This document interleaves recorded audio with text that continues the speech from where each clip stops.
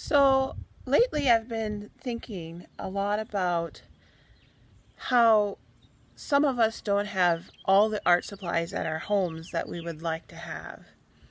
But I want you to know something, boys and girls, that even if we don't have all of the art supplies we want, we still can make art. After all, art is about creative thinking and how you see things rather than what you have. So today I'm going to show you how you can use some found objects to make some art. Come with me, let's have some fun. So right here we've got a pile of leaves. If I look around, most of the time you think of leaves as just junk, something that you need to get rid of, rake up, and get rid of. But I'm going to take some of these leaves. I'm going to look at for things that I find interesting.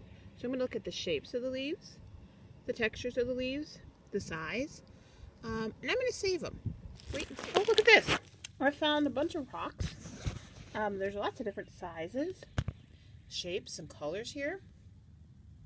So maybe you can find a couple of these, collect some, and save them for later. So as you can see here, I've gathered a bunch of different things from outside.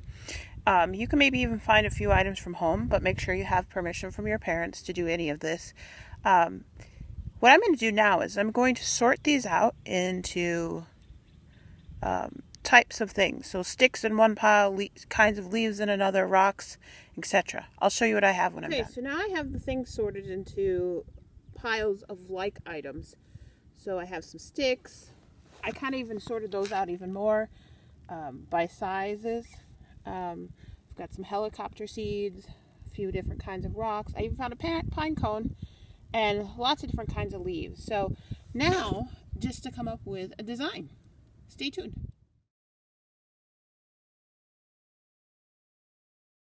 Can you tell what I was trying to create here? I was trying to make a dragonfly. So I used a pine cone for the head, some helicopter seeds for the wings, and a stick for the body. I'm going to try to make something else. So right here I have decided to try to add a tree to my picture.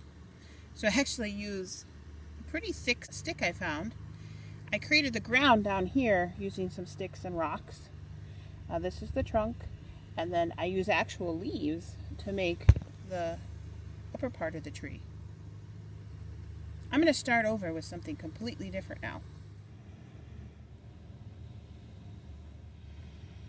This one sort of reminds me of a mandala. A mandala is a type of art that is balanced around a center point, and it kind of reminds me of flowers or wheels, things that are round, that are the same all the way around the circle. Now, of course, you wouldn't want to do this on a very windy day. I've had a little trouble keeping my objects in place, but luckily it's not so windy right now.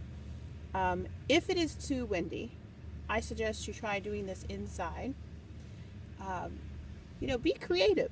See what kind of designs you can come up with when you are creating your nature art today. Remember, art is a way of being creative, thinking, without, there goes one of my leaves.